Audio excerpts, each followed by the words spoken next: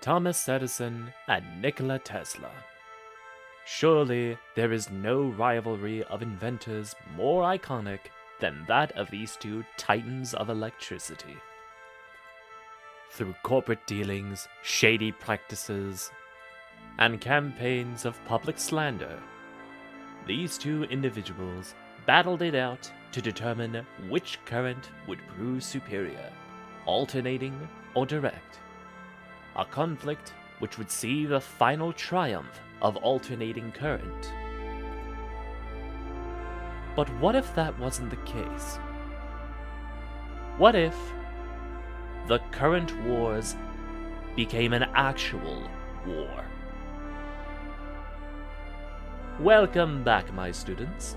In this lecture, we shall return to the colliding worlds as we cover the Knights of Edison and the Incandescent Church, a religious cult worshipping the madman inventor of the light bulb, Thomas Edison.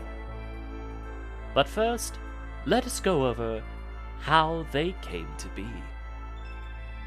It began in Chicago in 1893, the World's Columbian Exposition. It was supposed to hallmark the peaceful triumph of the alternating current model. Instead, it became racked with violence. Thomas Edison, driven mad with envy, seeing no other course of action to foil his hated rival, incited a mob of pro-direct current agitators to attack the power stations and setting the entire World's Fair ablaze, causing a mob to run rampant across the entire festival.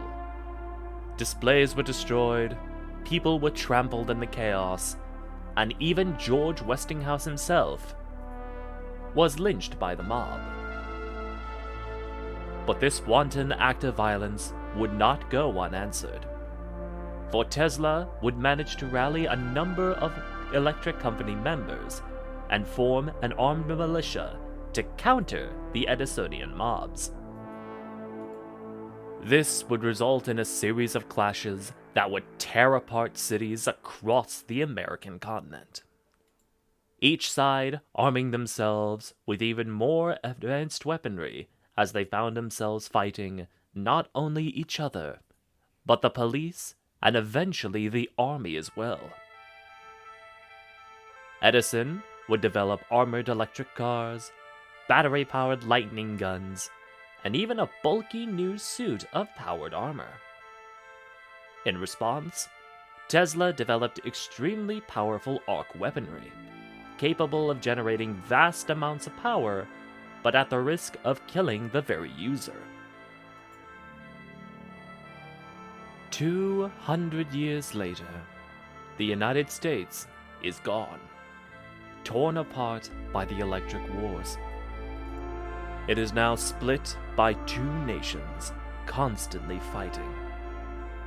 In the East, pro-Edison forces have formed a theocratic state, worshipping Thomas Edison as a god king who invented the sacred direct current. Is every patent and word enshrined as holy writ by the Incandescent Church? All inventions and developments must be derived from his works in at least some way. Their purity dictated by inspector priests, who memorize each and every blueprint from the so-called Bible of Edison.